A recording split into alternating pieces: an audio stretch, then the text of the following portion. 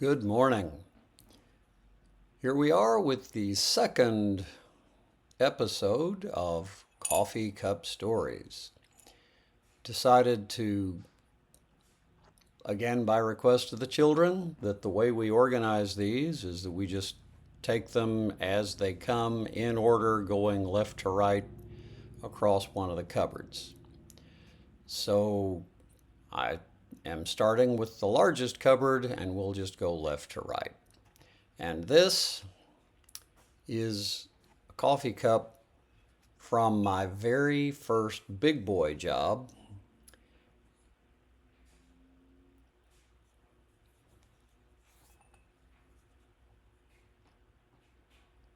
It says LOCAAS on it, low cost anti-armor submunition.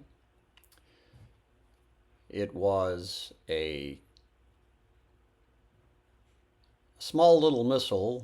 You kicked a bunch of these out of a great big missile, and it would go off and kill Soviet tanks. Now, this is a really important job for me.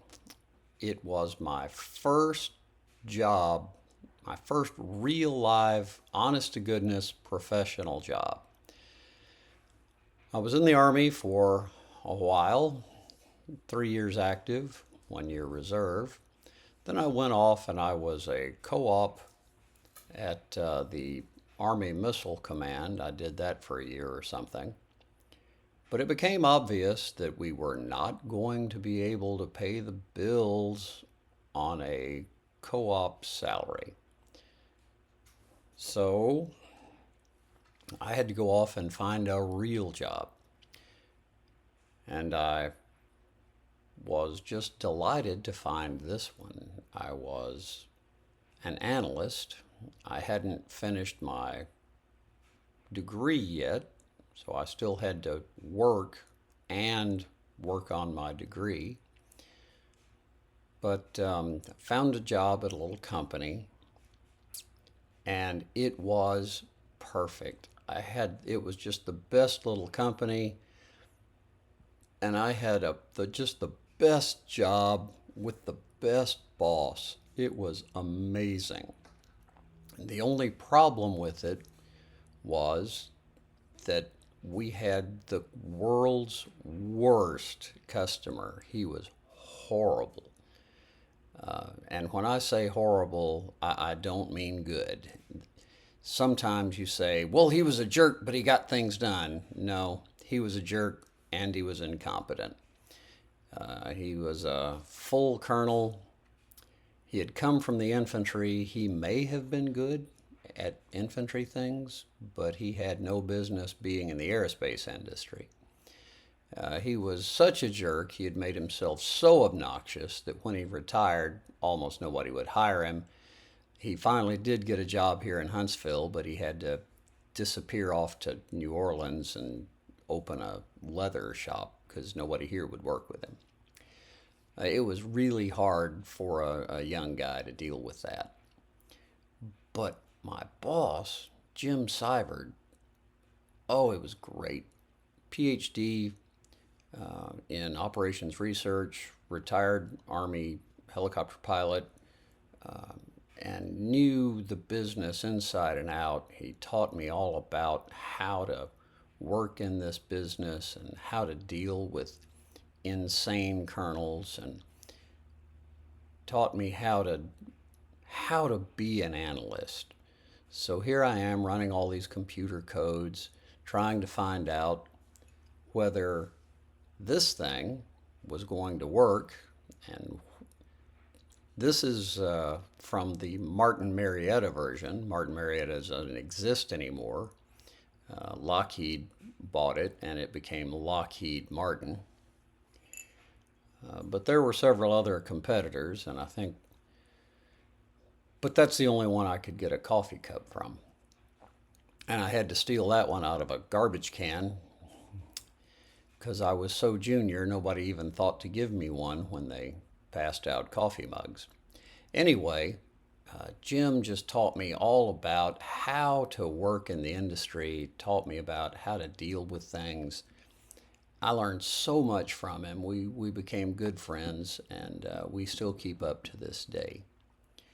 But this was the point where, I would I would get to work at 6 in the morning, and I would work until 2 or 3 or 4 in the afternoon. Then I would work on homework. Then I would go to class at night. And so I was working, 12, 16-hour days getting it done. And it was great. Now, the actual thing that I was doing, of course, I was, spent my career in defense, and this was the late 80s, so 87, 88, something like that. And there were more tanks in the Soviet Union than there were anywhere else. I'm not just saying that the Russians had more tanks than anybody else had. The Russians had more tanks than everyone else in the world combined. And so the real fear in the Western defense arena was that the Russians were going to just roll over Western Europe, that they would invade and roll over Western Europe. And so we needed a way to kill Russian tanks, and we needed a way to kill a lot of them. And ideally, cheaply, because there were a lot of them. There's like 50,000 of them. So I worked for this organization.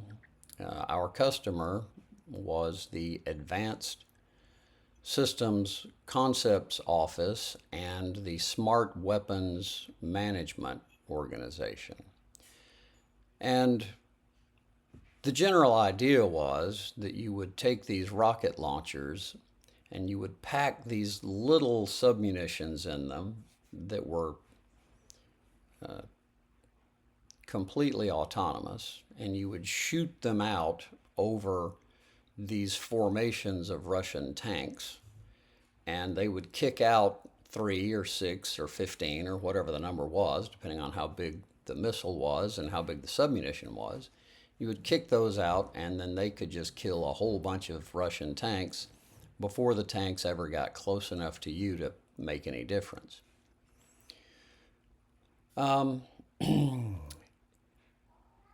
It was going pretty well.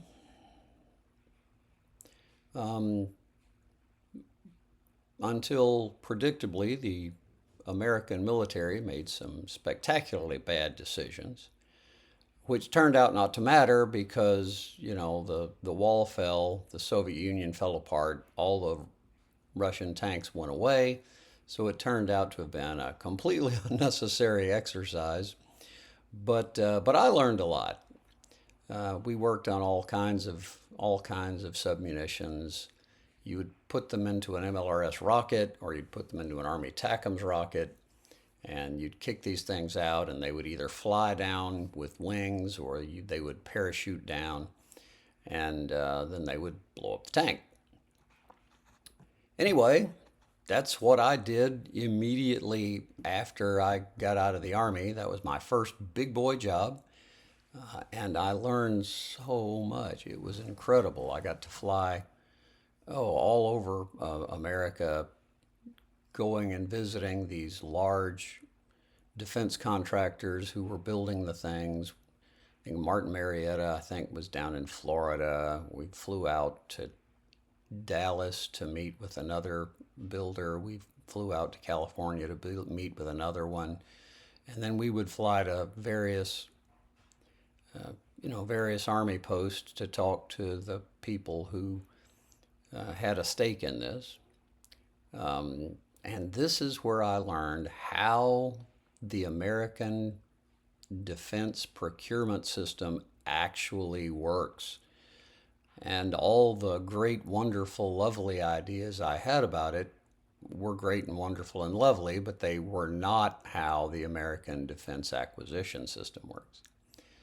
So I have a really warm spot in my heart for this job. I guess most people do for their first real job.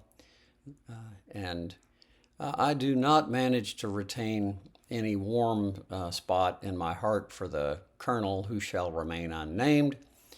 But everybody else, yeah, learned a lot. It was great.